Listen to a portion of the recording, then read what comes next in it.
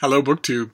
I was bound and determined to go to my local comic shop today for New Comic Book Day, rather than have the embarrassment of doing comics, for Wednesday comics on Sunday or Saturday like I did last time. And since I was going to be out and about, I went to the Brattle Bookshop here in Boston, a used bookstore that I dearly love. And I got a small handful of books that I want to show to you. Most of them are duplicates. Almost all of them are things only one of them is something I haven't had before in some form or other. But one of them is it's a mass market paperback, which I don't usually get them anymore because they just aren't my preferred format for reading anymore. But this one I have to grab whenever I get it. It is gay fiction, but it is gay fiction the like of which those of you who were, for instance, born in 1990 will have never experienced. It's from 1970. It's by the great Gordon Merrick, and it's called The Lord Won't Mind, in which two boys, two teenagers, Charlie and Peter, meet. And they're introduced by their wacky aunt, who's progressive and a friend of Kenny, as Dame Edna would say. She's a stereotype of a type that's now vanished. But once upon a time, in gay fiction, in gay camp, in gay theater, the aunt who understands all and permits all was a staple, and there's an aunt in this who introduces these two characters, and Charlie and Peter they're gorgeous, and they're athletic, and they're well-adjusted. They're not campy. They're not simpering. They're cis is the word that no one in 1970, we didn't have any idea what that meant, but that's what you would call them now. And they're also both extremely horny and Olympianly well endowed. And it isn't 10 pages before they start to make rather athletic use of those facts. And this was sold, as you can see, by a major paperback publishing group. And this thing was on the rack, the metal spinner rack, at the drugstore. At drugstores that if they had seen two men behaving this way in person in the drugstore, the 50-year-old drugstore, a Methodist with two children, perfectly law-abiding person, would have told his shop hand to throw them out. But the book was right there next to Catch-22 and Jim Jones and a whole bunch of other just normal books. You'd just be spinning the rack, and there it was. I still have yet to read a convincing explanation of the phenomenon of Gordon Merrick. I still don't understand how he was even possible. And this wasn't the only thing that he wrote. He wrote a shelf of mass market paperbacks that look just like this, including the further adventures of Charlie and Peter. I think it's just amazing. The writing is not amazing. The book is not amazing. The book is... calling it a period piece would be a little generous. But I'm gonna broadly generalize here in my recommendation. If you are a young gay man in 2018 and you have read your share of gay fiction and you have not read The Lord Won't Mind, you really need to. You really need to. It is a weird evolutionary offshoot of all of the cultural and social bloodlines that ended up creating you. And maybe if you do read it, you can explain it to me. So I sort of know. I'm going to read it again. Since I found a paperback copy, I'll of course read it again. But I don't anticipate understanding it any more this time around than I did the last 10 times I read it. The next one is a duplicate, as you'll be able to see. It's right over my shoulder behind me on the wall of penguins. But it's a duplicate with a sort of a theme. I don't want to shout, so hang on. It's a duplicate with kind of a theme, because we're wrapping up our Iliad read-along for June. We're doing a read-along of Homer's Iliad, and then we're going to have July, and then August. In August, I read the Odyssey every year.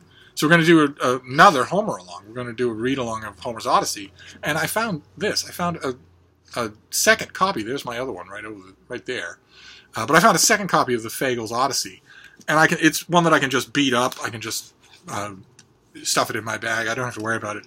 It's not in the best of shape, and the one I have on the shelf is. So I figured this time around I would use I haven't read the Fagles Odyssey except for the first time, so I'll use this for our read along. Not that you have to, but I think I will just this time around, just because of the serendipity of finding a paperback at the Brattle. And then the next one is also a paperback. It's something that I got it because I don't have a copy, but I really want, ideally, what I wouldn't give for a Penguin Classic of this book, it'll never happen, or a really pretty hardcover, something that will stand up to multiple readings. This thing will not. It's a trade paperback, but it's not particularly well made. I just grabbed it because it was free. I had credit at the Brattle, and because I really love it. I really love it. It's this. It's Bowens Court by Elizabeth Bowen, who was a prolific novelist and short story writer, but this is neither. This is a history of the stately home where she grew up. I think we have a picture of it. Now, there's the author in front of the home. Look at the suite with the haystacks and everything, and a working farm, huge rooms, an opulent setting. Not quite a palace, but still amazing. And she, in this book, goes through all the generations of the Bowens at Bowens Court. And it's amazingly good. I think better than anything she ever wrote, including her short stories. She's totally forgotten now. Once upon a time, she wrote a book. There was a book of hers about this big, maybe a little thicker, of her collected short stories that really shouldn't be missed. You shouldn't miss it. It really is a great 20th century short story collection. But I myself think that this is even better, that this is the best thing she wrote. It's done along the lines of Vita Sackville West's Noel and the Sackvilles. It's really a biography of a house, but it's done with such verve, and the history is brought so beautifully to life that it makes page by page more thrilling reading than anything else that I've read from her. I think I've read it all, except for the one thing I haven't read is her collected book criticism, which just came out. A large chunk of it came out in a book in England, I think last year. It'll never get an American publisher. I really need to find what that was in my notes and maybe order it just to make sure I have it. I don't usually order books overseas. I wait for them to come to American publishers, but this one won't. So I really need to do that. But in the meantime, I got this, even though it's one of those stiff trade paperbacks. So by the time I get to this point in the book, the spine will be broken, and maybe the pages will be coming out in tufts. I got it mainly as a placeholder, because I really want a better bound version of this that I can just put in this room. It's a definite keeper. And then the next one is something I've had many times before. It's a classic of the biographical art. I absolutely love it. It's this. It's Nancy Milford's Life of Edna St. Vincent Millay, Savage Beauty, in which she succeeds, just like she did with Zelda Fitzgerald. She succeeds in getting original documentation that no other biographer had been granted. I want to read you just a bit of it. This is the very beginning. This is the beginning of the prologue. I played a hunch in the winter of 1972. I drove up Route 22 to a farmhouse called Steepletop in the tectonic hills of Austerlitz, New York. Sat down in the kitchen of the house with Norma Millay and told her I wanted to write about her sister's life. Both of us knew that any serious work about Edna St. Vincent Millay had been blocked for almost a quarter century. Norma was Edna's only heir, she controlled the estate, and she thought she might write what she herself called the biography. But as we sat there eating and drinking and talking, it became more and more clear to me that I was going to write the biography of Edna Millay, that I would write it with her sister's help and permission, and that I would resist her influence as best I could. "All right," she said, raising a tumbler of Dewar's to mine as if it were a toast. "I've waited long enough. It's yours." But that wasn't the hunch. It was that within the dining room, library, bedrooms, woodshed, and front halls of Steepletop, beneath the damask tablecloth and under the piano benches, there would be a collection of papers, letters, snapshots, notebooks, and drafts of poems that had not been destroyed or lost, as Norma sometimes hinted, that even if in disorder, had been carefully kept. That would provide the fresh ground for which a life could be formed and shaped. And she finds those things. She finds wheelbarrows full of them.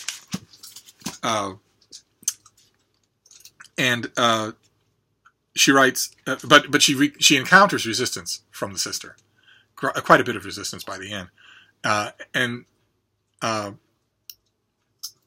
She says, I made the list of all the stuff that she found. I anticipated that at the very last minute, at the moment of removal from the grounds of Steepletop and therefore from Norma Millay's control, she might balk. She did. We dickered. I reminded her that we had an agreement drawn up by lawyers, according to which she was obliged to release these papers to me so that I could begin to work. I told her she would receive a hefty percentage of whatever I earned after the book's publication. I told her we were not adversaries and that I admired her caution. Then I handed her the list. She barely looked at it, waved her hand, and I drove off with the goods. Was it my luck that this extraordinary collection was in no university library? Can luck strike twice? Just as no one had Zelda Fitzgerald's papers but her daughter Scotty, who handed them to me in shopping bags, so no one had ever seen this collection, except, of course, her sister. For who but a Norma Millay, or Lavinia Dickinson, the younger sister of Emily Dickinson, each of whom in her day was considered eccentric, neurotic, and difficult, if not downright ignorant, would have cared with such intensity to have cherished the past so carefully and with such mixed motives? To be a biographer is a somewhat peculiar endeavor. It seems to me that it requires not only the tact, patience, and thoroughness of a scholar, but also the stamina of a horse. Virginia Woolf called it donkey work. For who but a domesticated ass would harness herself to what is recoverable of the past and call it, quote, a life? And this is a great book. The result, it was well worth the trouble. This is a fantastic biography. Not only a writer biography, but a portrait of the time. Just an amazing work. And I have it. I've had it many times in paperback and hardcover. And every time somebody wants a great biography, or God forbid I encounter an Edda St. Vincent Millay fan who hasn't read this, I immediately send it out. So I didn't have one. I saw it and I immediately grabbed it. Now I have a copy. And then the last thing I want to show you is the only thing that I've never had a copy of.